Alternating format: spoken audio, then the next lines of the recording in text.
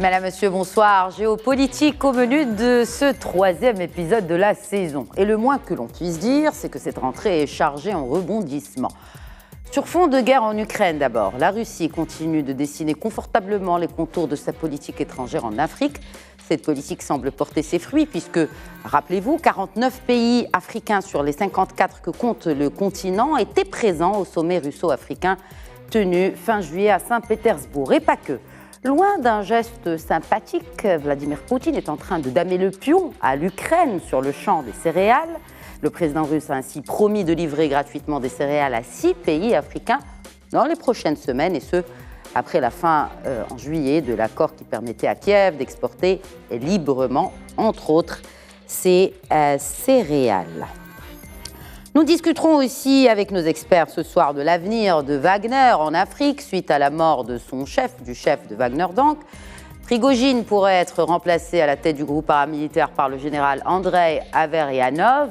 Qui est ce candidat au remplacement de Prigojine? Il ne serait pas le seul, on en saura plus avec le colonel Saoud dans quelques instants. Qui est-il et qu'est-ce qui changerait s'il venait à prendre les rênes de Wagner? Réponse donc dans cet épisode. Autre fait d'actualité majeur à analyser ce soir. Le président chinois absent du prochain sommet du G20 les 9 et 10 septembre en Inde. Xi Jinping n'apprécie en guère les manœuvres militaires indiennes à la frontière avec son pays. L'Inde, dont le gouvernement veut tourner la page de la colonisation britannique et des relents de l'influence moghole en renommant le pays Bharat. Plus qu'une question sémantique et d'une future potentielle absence de voyelles dans BRICS, il en va de la reconfiguration de l'ordre mondial. Et puisqu'on en parle, comment interpréter le statut du Maroc comme partenaire du dialogue sectoriel auprès de l'ASEAN, l'Association des Nations de l'Asie du Sud-Est? Nous faisons donc notre rentrée géopolitique dans Questions d'actu et ce sera en compagnie de nos experts que je me réjouis de retrouver. Colonel Hassan Saoud, bonsoir. Bonsoir madame et merci pour l'invitation. Et j'ai vu votre story.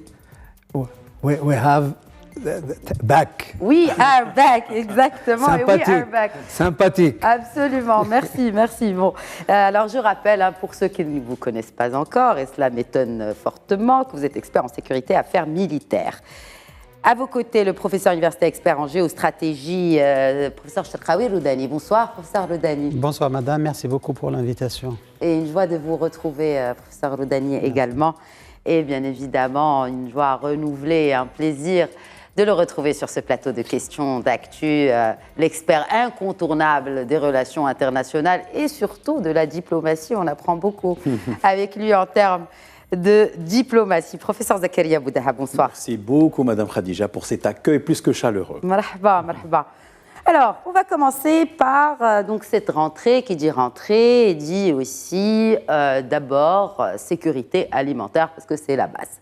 Alors, il faut préciser que la Russie est aujourd'hui forte d'une récolte exceptionnelle de blé. Et Moscou compte bien en profiter et profiter de cette carte-là, notamment en Afrique. Est-ce qu'on peut dire qu'avec l'arrêt de l'accord en juillet, la Russie gagne la bataille du blé face à l'Ukraine après que l'Ukraine ne puisse pas finalement exporter librement ses céréales? Professeur Abou Dahab. Donc il y a deux éléments à mon sens. Le premier, c'est d'abord la capacité productive de la Russie. Je crois que c'est le premier exportateur des céréales qui compte quand même des terres très fertiles et avec des capacités de projection au niveau mondial. Évidemment, dans ce cadre-là, il faut dire que voilà l'arme alimentaire qui devient un enjeu de géopolitique stratégique. Et d'ailleurs, vous savez, au moment de l'invasion de l'Afghanistan en 1979, les États-Unis avaient utilisé l'arme alimentaire contre, à l'époque, l'Empire soviétique. Regardez aujourd'hui, ironie de l'histoire, c'est la Russie, on va dire, impériale, qui l'utilise contre l'Ukraine et évidemment, on va dire, contre l'Occident, qui soutient l'Ukraine. Le deuxième élément, je crois que c'est la question de la sécurité également, de l'acheminement des vivres alimentaires, enfin, donc de ces denrées stratégiques pour les pays bénéficiaires en particulier, ce sont des pays les moins avancés, ce qui se passe dans les ports, etc., la nécessité de passer par l'Ukraine, des zones qui ne sont pas toujours sécurisées. Mais je crois qu'il s'agit d'une tactique pour pour la Russie et en même temps un enjeu stratégique, étant donné le déploiement de la Russie en Afrique pour gagner plus de soutien. La Russie a cette capacité d'utiliser plusieurs mécanismes d'influence et d'action. Et voilà les céréales qui, évidemment, constituent la base essentielle de la sécurité alimentaire de pas mal de pays, notamment de l'Afrique subsaharienne, utilisées comme un enjeu géopolitique majeur. Alors que le blé, rappelons-le, n'est pas réellement un élément de base dans l'alimentation dans les pays de la sous-région. Alors, la liste des pays pour lesquels Vladimir Poutine compte destiner des millions de quintaux de blé n'a pas été révélée. Mais est-ce que vous avez une idée sur ces 6 pays? Et surtout, est-ce que justement cette paix sociale de certains de ces pays dépend de cette livraison de céréales russes? Colonel Saoud. Je pense que les pays concernés sont évidemment la République centrafricaine, le Burkina Faso, le Mali, l'Érythrée et le Zimbabwe. Et aussi la Somalie. Et la Somalie, absolument. Et la Somalie, ok. Bon, qui dit Érythrée, dit Somalie, enfin, c'est un peu la même... c'est ce qui avait été annoncé avant, je pense qu'on va passer à l'exécution. Est-ce que vous pensez aussi, Colonel Saoud, que cette tactique aussi de la Russie de passer outre les sanctions occidentales et de se positionner finalement sur des secteurs qui sont inévitables, incontournables? C'est des secteurs vitaux. Oui. C'est la sécurité alimentaire. Et la Russie, le président de la Fédération de Russie en use et peut-être en abuse, parce que sur l'énergie, sur la sécurité alimentaire, je pense que dans la diplomatie, on n'a pas le droit de laisser les gens mourir de faim. Mais la guerre, c'est la guerre. Il fait l'objet de sanctions et il répond. Sauf que lui, il met une condition importante concernant cette libération sur le retour dans le système SWIFT. Oui. Alors que les Occidentaux ont proposé un système parallèle. Exact. Et lui, il n'en veut pas. Et je pense que la dernière visite du président Erdogan n'a pas réussi à venir à bout ou alors à convaincre le président russe de changer de position. Maintenant, dans la diplomatie, il faut être persévérant. Peut-être que toujours pour une médiation, toujours turque selon vous? Oui, non, il ne va pas lâcher. Et ça lui permet aussi de se réaffirmer comme un interlocuteur incontournable dans la région, compte tenu de sa position. On n'a pas vraiment entendu parler de lui, Recep Tayyip Erdogan, depuis sa réélection, notamment sur la scène internationale. Vous allez en convenir quand même. Oui, mais en sourdine. Il gère toujours ce qui est Azerbaïdjan-Arménie, il ne faut pas l'oublier. Les voisins, oui. Oui, mais il est là, il est avec l'Azerbaïdjan. Il est évidemment c'est le leader de l'organisation turcique. Les anciens pays de l'URSS turcophone. C'est une organisation qui prend forme, même si beaucoup font partie de l'organisation de la coopération de Shanghai. Donc, il est présent. Il est aussi face à une situation économique nationale très difficile. Et donc, il essaie de joindre du debout. Mais compte tenu que c'est son dernier mandat, je pense qu'il va essayer de briller à l'international. Oui, de marquer justement ce dernier mandat un peu à la manière ottomane, j'ai envie de dire.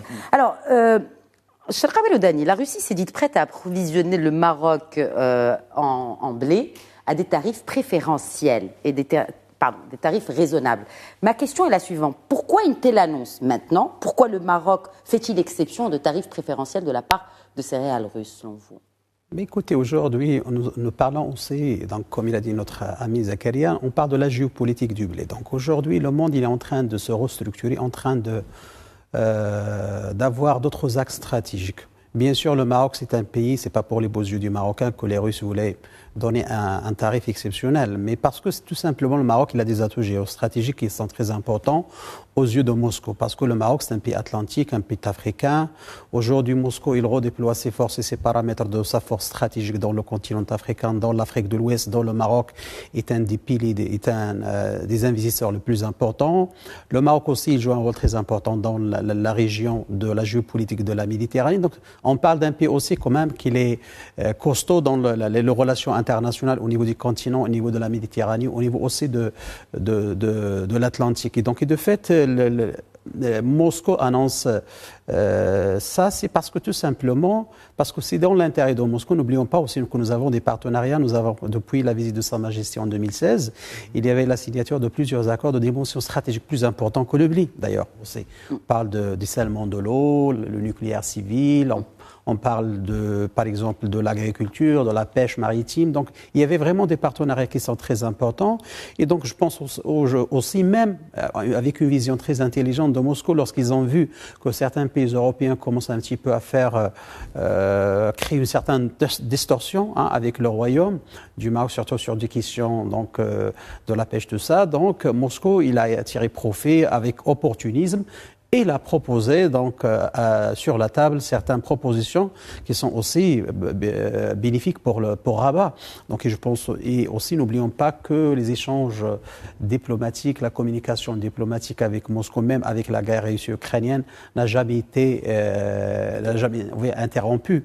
D'ailleurs, la position du Maroc sur la question de la guerre russo-ukrainienne, avec même les constantes de l'annonce de la ministre des Affaires étrangères, c'était très très intelligent de la part du Maroc, parce que voilà, le Maroc, il est contre la guerre, aussi, il est pour l'intégrité territoriale des pays et pour la résolution des conflits avec une vision pacifique et avec une vision aussi diplomatique. Et de fait, aujourd'hui, la Russie, il a apprécié énormément cette position du Royaume du Maroc. Et de fait, aujourd'hui, Moscou cherche vraiment de se rapprocher davantage avec le Maroc.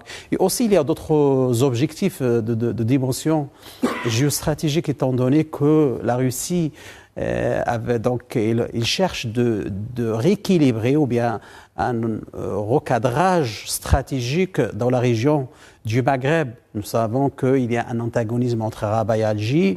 Donc, la Russie, vis-à-vis de cette position et plusieurs positions, donc je pense qu'il est en train de rééquilibrer les forces et le rapport de force entre Moscou-Alger, Moscou-Rabat. Alors, puisque vous en parlez, la Russie et l'Afrique, ce sont des céréales, mais pas que. Enfin, je veux dire, les enjeux sont beaucoup plus importants. Où se positionne fortement la Russie aujourd'hui, professeur Abou Dahab, et avec quels nouveaux partenaires? Au niveau de l'Afrique? Oui. Je crois, d'abord, il y a double problématique. Il y a ce qu'on appelle, on va dire, le multilatéral, avec ce sommet qui a été lancé, je pense, à Sochi pour la première fois, entre la Russie et les États africains, les 54 que vous avez cités tout à l'heure. Et en même temps, il y a le bilatéral. Évidemment, qui dit bilatéral, par extension aussi, c'est un peu régional. On a vu, par exemple, la tournée de Sergueï Lavrov, le ministre russe des Affaires étrangères, en été dernier, qui a concerné pas mal de pays, y compris le Mali. Et quand une puissance est globale, ou qui tend vers la globalité, si vous voulez, elle a besoin de beaucoup de points d'appui, de relais. Et nécessairement, les projections se font sur cette base, que ce soit au niveau des océans, des mers, que ce soit au niveau des terres, etc. Et le continent africain, c'est un continent qui est très fertile. Je parle sur le plan de son coefficient, évidemment, géostratégique global, c'est-à-dire en termes de force de projection, etc. Et que la Russie, à chaque fois, se positionne, se définit par rapport à d'autres concurrents. Les États-Unis, par excellence, mais également d'autres. On peut parler de l'Inde, on peut parler de la Chine, évidemment, quand bien même ces derniers se retrouvent au niveau du BRICS. Mais ce n'est pas toujours une entente. Il reste concurrent sur la terre africaine. Absolument. Sur les terres africaines. Parfois même des rivalités qui sont très implicites. Nous y reviendrons, la Chine et l'Inde d'ailleurs, avec récemment cette tension. Mais est-ce que, alors, quand je parlais des céréales, il y a les céréales, et là, qui dit céréales, dit sécurité alimentaire, c'est par cela que nous avons commencé ce débat, et il y a la sécurité tout court. Il y a la vente d'armes aussi aux pays africains, colonel Saoud. Oui. Aujourd'hui, est-ce que la Russie conforte ses positions vis-à-vis des pays africains en tant que fournisseur de pays africains? Vous savez, certains pays sont traditionnellement avec l'URSS depuis très longtemps. Et ça n'a pas changé. Ce sont ces pays-là sur lesquels s'appuie la Fédération de Russie en ce moment. Mais il y en a d'autres qu'on a pu avoir au fur et à mesure de l'histoire. Et ce sont ces pays-là, la République centrafricaine, Mali, Burkina Faso, parce qu'il y a eu un travail d'influence. Et tous ces pays-là ont connu des coups d'État. Et oui. Et sont passés aux mains, en tout cas le pouvoir est passé aux mains des militaires. Oui, disons qu'ils sont en transition. Ou, comme dit le jargon de l'Union africaine, des changements inconstitutionnels, pour être euphémiste. Bon, eh ben, il se trouve qu'il y a justement ces changements-là et des transitions qui s'éternisent. Alors, c'est des transitions qui s'éternisent et on parle de la Russie en Afrique. On ne peut pas évoquer la Russie en Afrique sans évoquer le groupe paramilitaire Wagner. Ouais. Qu'est-ce qui change pour Wagner déjà avec ces coups d'État? Est-ce que ça leur donne pas un coup de pouce, en tout cas entre... est-ce que le dialogue, vous qui étiez aussi militaire, est-ce que le dialogue va être plus simple entre militaires, en tout cas paramilitaires et militaires au pouvoir? En réalité, avec les pays africains, Prigojine n'était qu'un proxy. Le GRU, le renseignement militaire dirigeait tout. Il équipait. Il donnait même de l'argent aux responsables de Wagner. Et d'ailleurs, au moment où il y a eu ce problème de Wagner, beaucoup de pays africains concernés ont dit clairement, nous connaissons la Fédération de Russie, pas Wagner. La République centrafricaine, c'est ça. Ils l'ont dit clairement à l'endroit de leur opinion publique et à l'endroit de... Donc,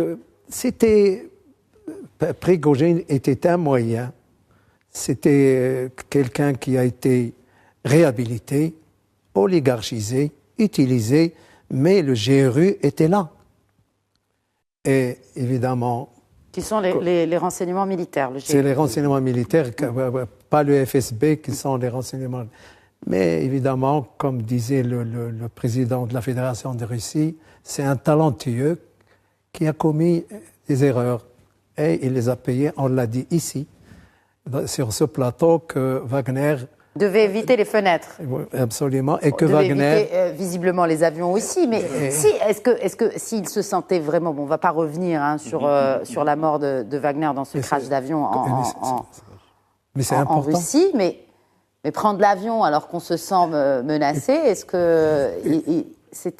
qu'il se sentait pas finalement en sécurité, un peu aussi, et rassuré qu'il s'en était bien sorti? Il a été mis en confiance. Il est parti en Afrique avant. Il a fait une vidéo de Centrafrique ou du Mali et il a été mis en confiance. On l'a dit ici, on ne se posait pas la question du oui ou du non. On se disait, peut-être avec vous, le quand et le comment. Comment surtout, oui, Or, absolument. Dans le comment, il faut vous rappeler quelque chose qui était plus important que cette mutinerie.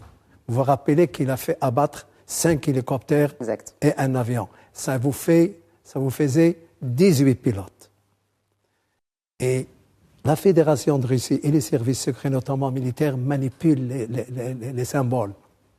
Il a été tué de la même manière qu'il a abattu les militaires aviateurs russes, au moment où il s'y attendait le moins.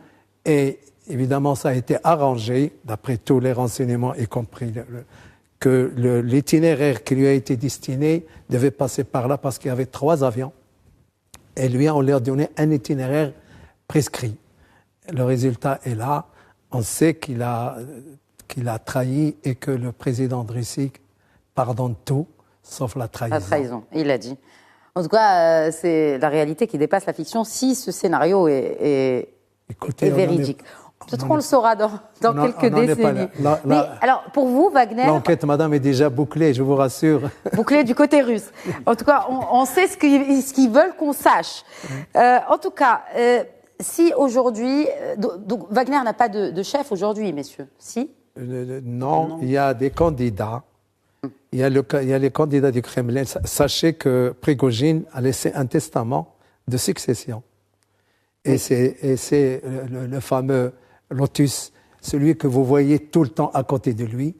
Et il l'a dit comme s'il savait que ça allait se passer comme ça. Il a laissé un testament. Mais il y a des candidats du Kremlin.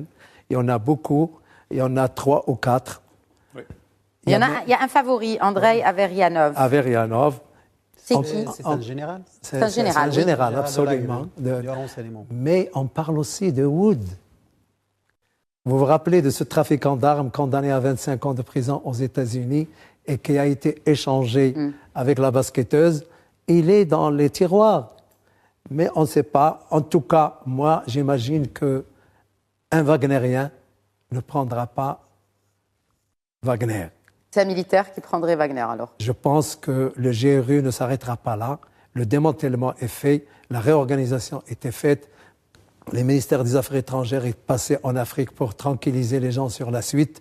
Mais je pense que ça sera un candidat du Kremlin et que ça sera un militaire, vraisemblablement celui dont vous avez parlé. Il était question que Wagner, après justement ce soulèvement de Prigojine, soit dissimulé ou dissoute dans le corps de l'armée russe. Ce scénario n'est plus envisageable, messieurs, Cherkaoui Roudani? Écoutez, bon, moi je pense, il me semble très important pour comprendre un petit peu le devenir de Wagner, de décortiquer un petit peu cet antagonisme, cette conflictualité qui existait entre Prigojine, entre Wagner et le ministre de la Défense qui est Chogoy, et aussi le chef d'état-major Gerasimov.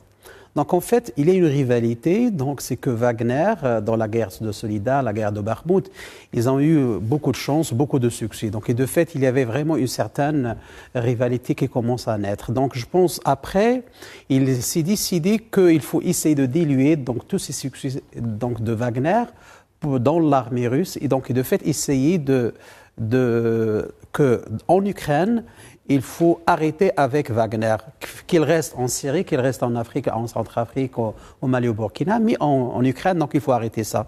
Donc c'est pourquoi il y avait une loi qui a été passée au 1er juillet, d'ailleurs il a été voté récemment, que tous les éléments de Wagner soient donc des éléments militaires officialisés, c'est-à-dire qu'ils ont une allégeance à la constitution russe. Et de fait, aujourd'hui, donc, il me semble, au niveau de l'Ukraine, il n'y aura jamais de Wagner, parce que la Russie est très intelligente, Poutine aussi est très intelligent, et c'est bien qu'il a le droit international, il y a des crimes, il y a machin, tout ça.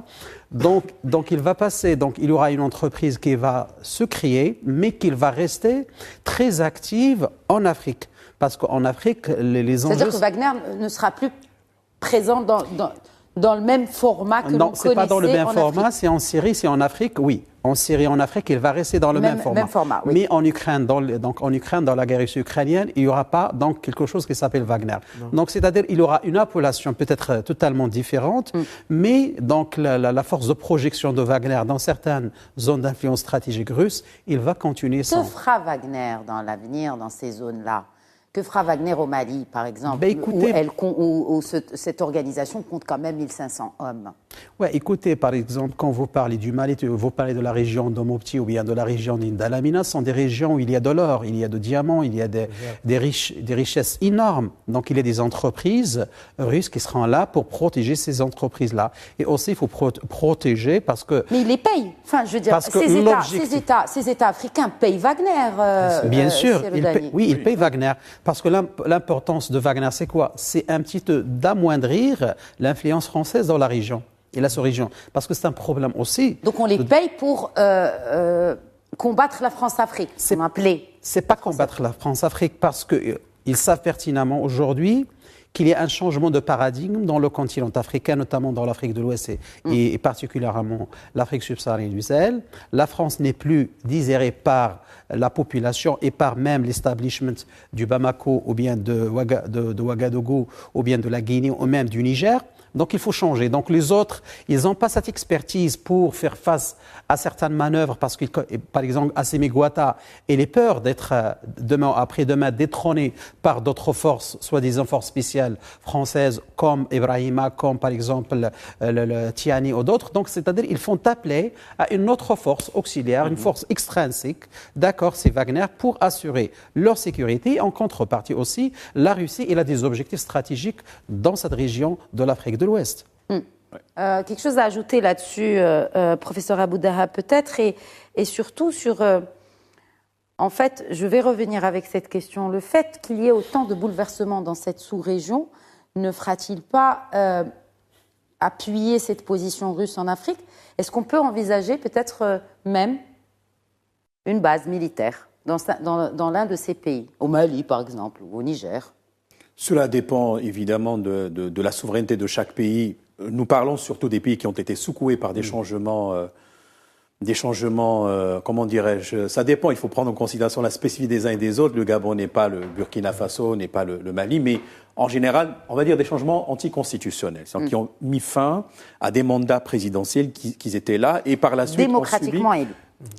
Démocratiquement élus et qui ont été suspendus au niveau surtout de l'Union africaine. Évidemment, ceux qui appartenaient à la CEDEAO, eux aussi étaient sanctionnés par cette organisation régionale. C'est un jeu d'échiquier, il y a des tactiques, il y a des manœuvres, il y a des actions ça et là, et chacun, je parle des puissances internationales ou d'ordre moyen, comme par exemple la Turquie, est présente au Niger, avec des intérêts qui sont évidents, ça va de soi. Cela, évidemment, dépend des informations qu'on peut glaner ça et là, mais il est clair qu'il s'agit d'une compétition tous azimuts et rien n'empêche ces pays-là de conclure des accords, non seulement dans le cadre de ce qu'on appelle la privatisation de la sécurité, qui est un concept c'est déjà le cas. Ancien, c'est déjà le cas, mais également, pourquoi pas, comme les États-Unis, également ériger des bases militaires dans les pays récipiendaires. Colonel Hassan Je Saoud. suis d'accord avec ces... Mais non, justement, je vois que vous êtes d'accord, parce que sinon vous l'aurez certainement exprimé. Je connais votre franc-parler. Mais qu'est-ce que ça changerait? Ça changerait la donne d'avoir une présence militaire officielle, parce qu'elle est déjà officieuse à travers Wagner, de la Russie dans cette région africaine. Oui, valeur aujourd'hui, un pays en guerre, et quelle guerre? Je pense que la Russie n'a pas les moyens de faire cette projection-là.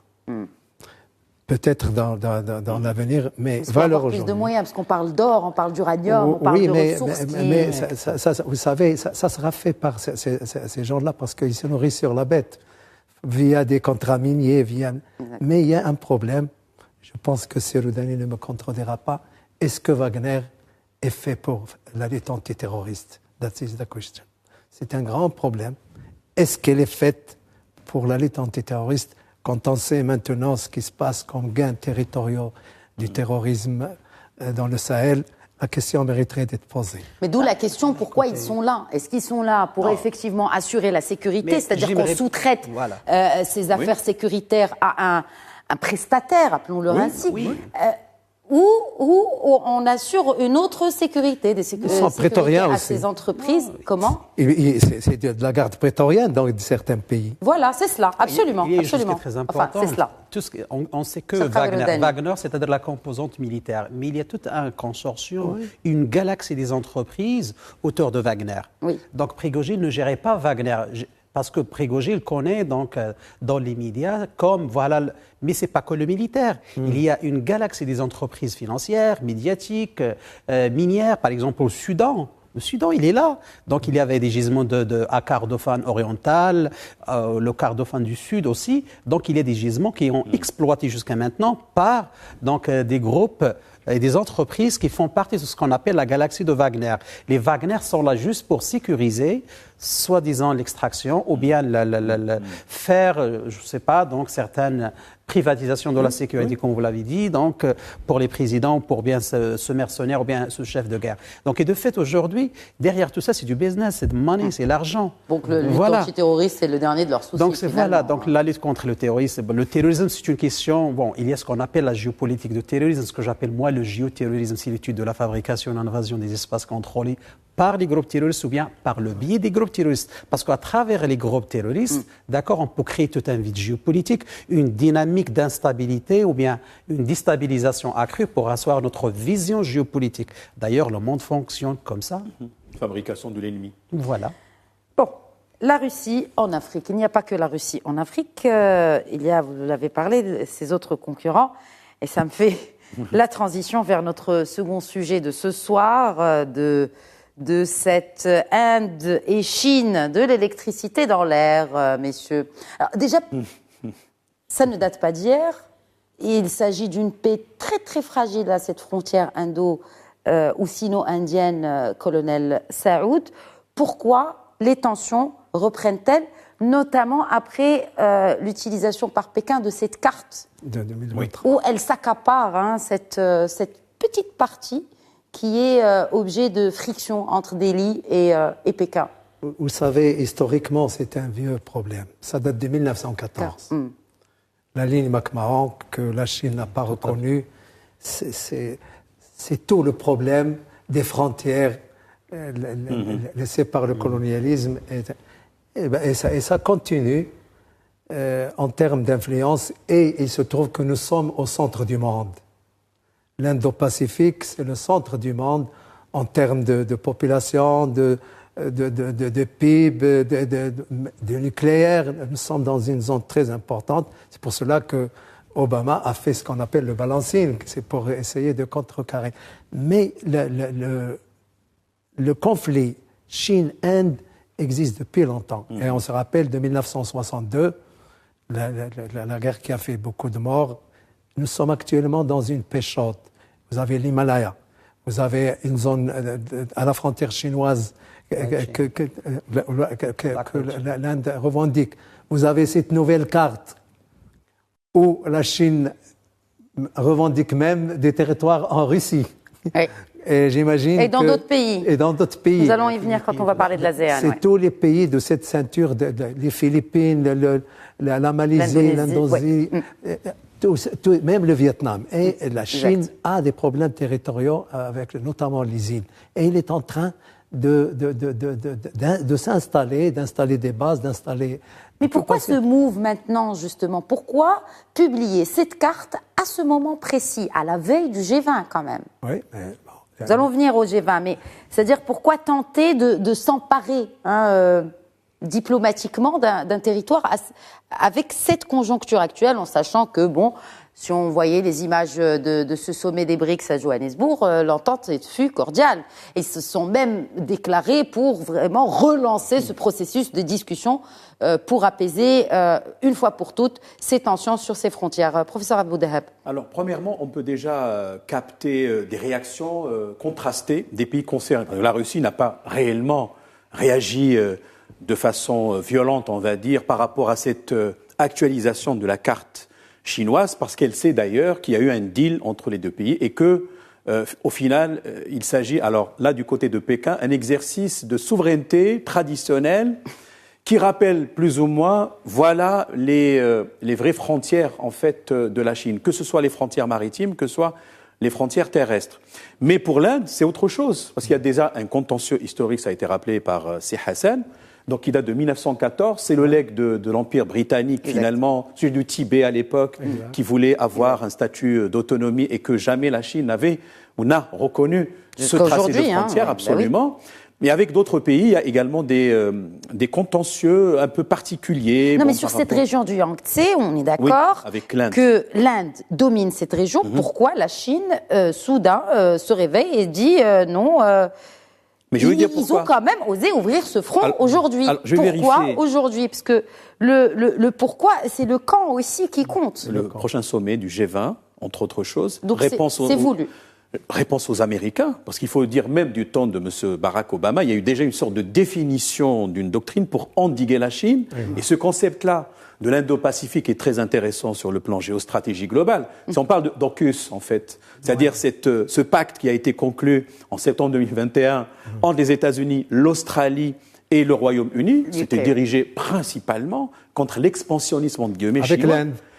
Oui, le Quad. Voilà. Et donc après, ça a laissé la France, après qui a été éjectée de ce contrat pour les sous-marins d'ogives avec des ogives nucléaires. Donc on voit très bien que la Chine aussi envoie des messages aux États-Unis, mais également à d'autres membres peut-être de la coalition, si vous voulez, un peu occidentale, qui ne va pas lésiner sur les moyens, qui ne va pas abandonner la revendication de Taïwan, et ainsi de suite. Moi, je crois que c'est une démarche qui est plurielle, mais elle n'enlève pas la tension avec une sorte de rival traditionnel qu'est l'Inde, quand bien même ces deux derniers se retrouvent au niveau du BRICS.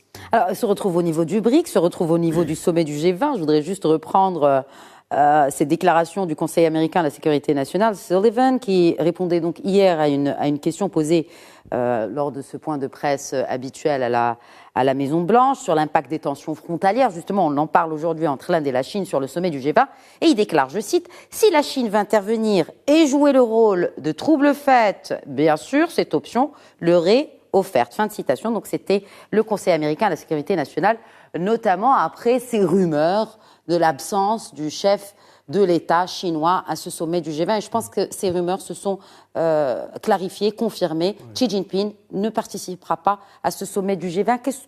Que change cela finalement à la tenue d'un tel sommet, dont les points principaux, rappelons-le, sont d'abord l'Ukraine, le climat et aussi, il me semble, le pétrole. Oui. Mais en tout cas, que signifie cela, cette absence-là, et que signifie le refroidissement des relations entre Pékin et Delhi pour ce sommet? Partons d'un constat qui est clair et simple. Il n'y aura jamais une guerre entre l'Inde et la Chine pour une raison simple, deux puissances nucléaires. D'accord?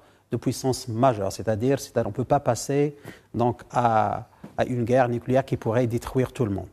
Donc je pense aujourd'hui l'enjeu c'était l'Indo-Pacifique. Cette doctrine géopolitique si chère à Washington, il voit dans le renforcement ou bien le développement de la Chine dans cette région-là une sorte de menace. Une menace potentielle pour le commerce, pour l'énergie. N'oublions pas que 43%... Enfin, potentielle, elle existe déjà. Oui, mais avec la technologie, le développement, avec la célérité, avec la vitesse superlumineuse de développement de la technologie en Chine, bon, ça va changer le monde. C'est-à-dire parce que d'ailleurs, les Américains, ils ont une doctrine. Le monde de demain va normalement se caractériser par deux paramètres. Si vous possédez une technologie plus forte, vous aurez une force militaire plus forte. Donc, vous serez la superpuissance mondiale. Les Américains sont très sceptiques, sont un petit peu dérangés par cette montée en puissance de la Chine dans la technologie militaire.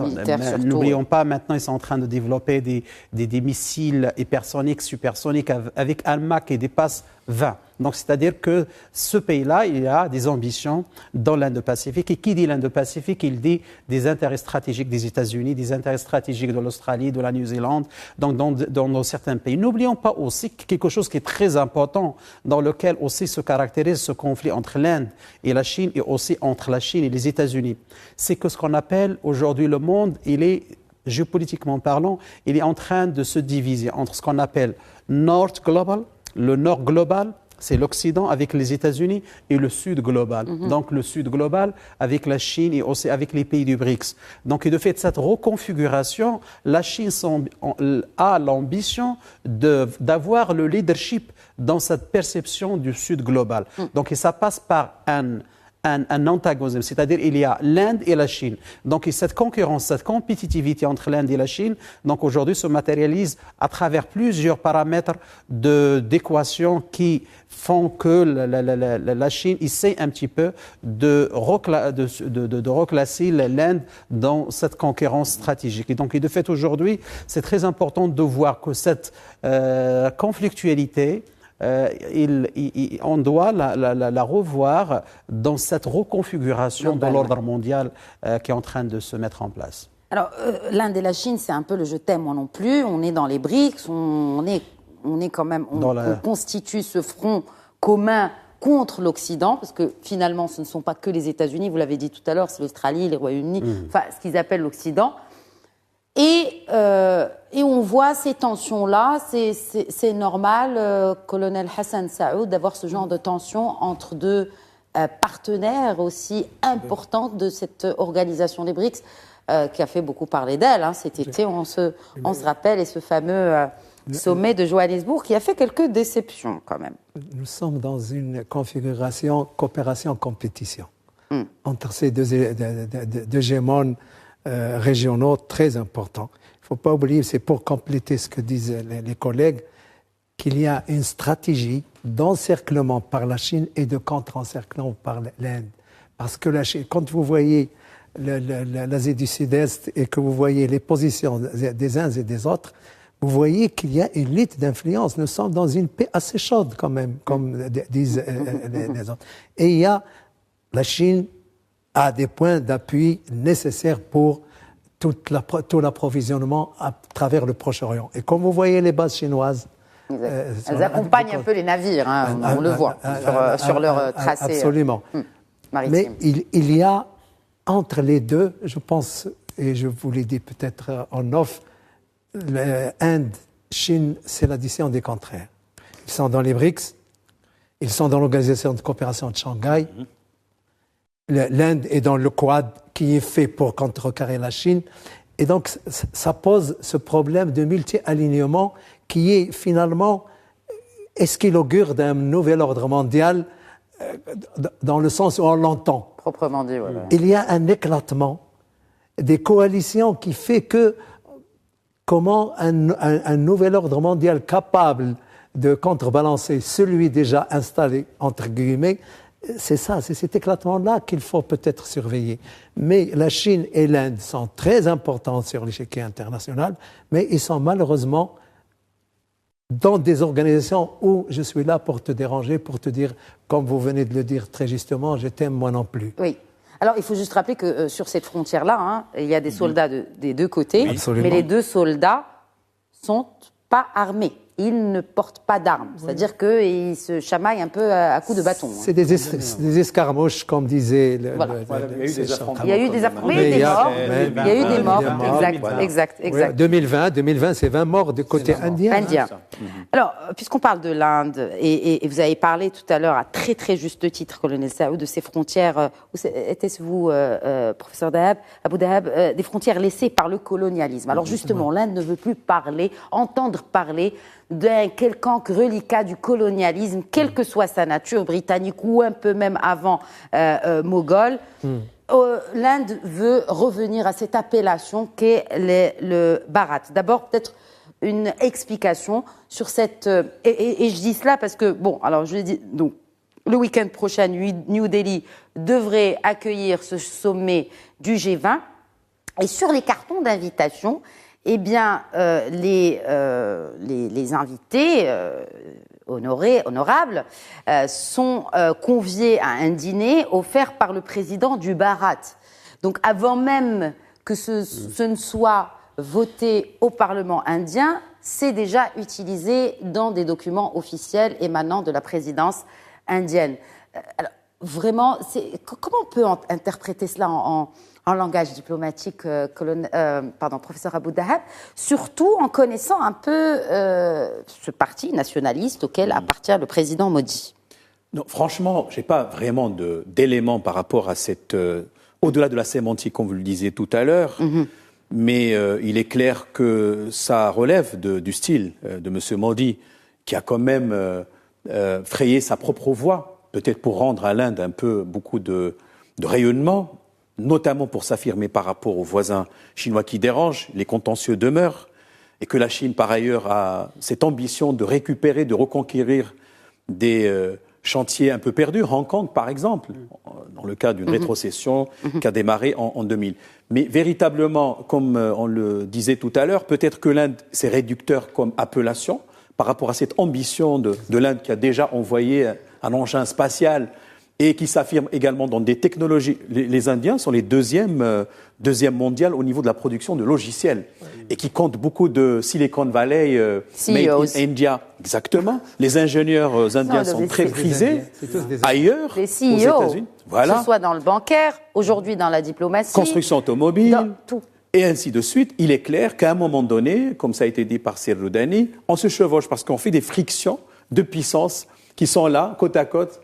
Et par ailleurs, je le crois, je n'ai pas vraiment d'éléments par rapport à ça. Qu'est-ce que ça signifie d'ailleurs en hindou? C'est une montée apparemment, ça retrouve ses racines dans l'Antiquité indienne et dans le sanskrit. Mais au-delà de la sémantique, c'est surtout un vrai retour du nationalisme dans une région où on ne l'attendait pas. Parce qu'on parle d'un retour de nationalisme en Europe, peut-être un peu aux États-Unis avec l'ancien président Donald Trump, mais là on voit que l'Inde aussi s'impose sur la scène internationale, déjà sur la scène interne, mais aussi internationale avec non, on ne veut plus de ce nom qui a été imposé par les Britanniques, on veut revenir à cette appellation Bharat.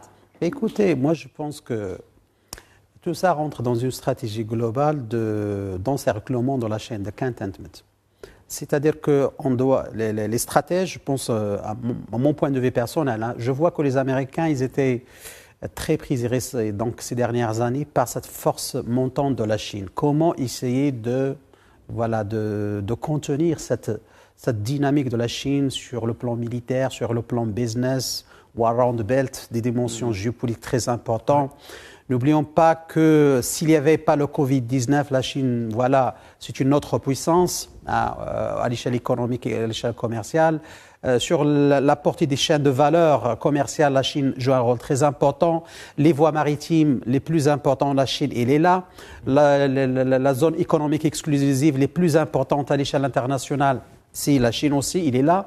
Donc, de fait, aujourd'hui, je pense, pour essayer de contrer cette montée fulgurante et de puissance de la Chine, il faut essayer de créer ce qu'on appelle la stratégie d'attrition, ou bien la guerre d'attrition, c'est-à-dire, ou bien par procuration. N'oublions pas que l'Inde, c'est un partenaire stratégique pour les Américains. D'ailleurs, la visite du président américain Biden en Inde, c'était une visite qui a été bien réussie, selon même les observateurs américains. Et de fait, aujourd'hui, il y a une stratégie.